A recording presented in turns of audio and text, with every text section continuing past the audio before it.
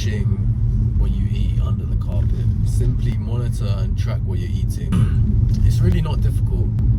People overcomplicate losing weight, maintaining weight. They make it into such a complex task. And there's so many myths about what actually works and what doesn't work.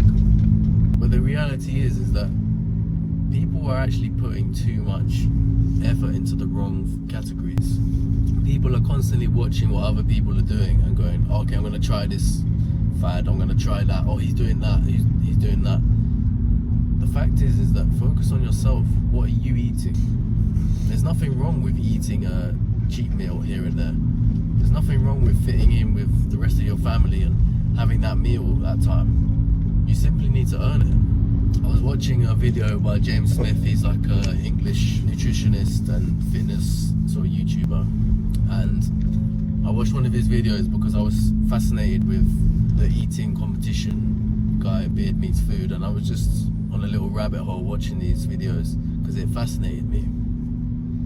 And he was praising BeardMeatsFood too, as I was in a video before. I was basically saying that he's not advocating that this is healthy. You know, binge eating 10,000 calories, for example, once a week. He's not advocating it, but yet he still stays in great shape, better than most people, and he's taking such a toll on his body. How is that? But it's very simple. He simply reduces his calories on the rest of the 6 days. So how is it that your average Joe can't seem to lose weight when BeardMeatsFood is eating that amount of calories, and your average Joe is just picking and snacking here and there, but they're not eating huge meals. But you realize it's all about lifestyle. And he was mentioning this video, James Smith, he was saying basically BeardMeatsFood, he makes up for it with the calories. Pretty simple. But these people in everyday life, they don't do it. They just push it under the carpet. And simply just by monitoring it and being honest with yourself about what you're eating is the main difference. That's all you need to do, is just know what you're eating instead of pushing it under the carpet. If people knew how close they were to achieving their fitness goals just simply by being honest about what you're eating, you don't need to track every single meal. You just need to have a rough idea of what you are eating. And he was mentioning as well, he was saying basically people will eat 3,000 calories one day and then they'll eat a little bit less the next day, but then they'll feel guilt from another day and then they'll binge eat, and then they go out with their mates and eat this. And do you know what I mean? The cycle continues. They're in a constant cycle of guilt, of feeling shit about themselves about what they're eating, and then they're just pushing it under the carpet. It's like, you're allowed to eat junk food. You are allowed. It's not advised, obviously. You want to be eating a healthy diet, but if you want a sustainable diet, it's advisable to eat junk food. You know, doctors actually recommend eating dark chocolate and put some junk food in clients' diets. It's not because it's healthy, it's because it's actually beneficial for their mental health. Gives them a slight reward, makes them feel better about themselves. So what I do is I just have a rough idea of how many calories I'm eating. You know, how many times are you playing sport? I play sport once a fortnight. How many times are you going to the gym? I go gym probably 2 times, 3 times a week. Is your lifestyle healthy? Are you burning calories throughout the day? If you are, like for example, I just said I play sport once a fortnight and I go gym 2 or 3 times a week.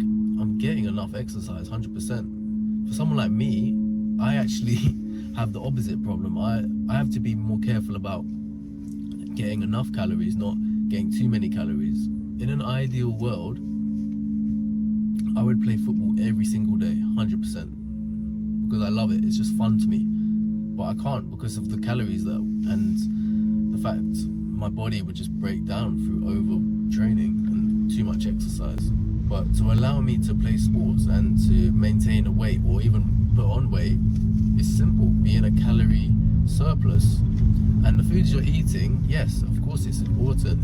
You need to be getting the nutrients, the proteins, the carbohydrates, all the things that you need, vitamins. But people get so carried away with that they ate a bad food and they're gonna ruin their whole diet.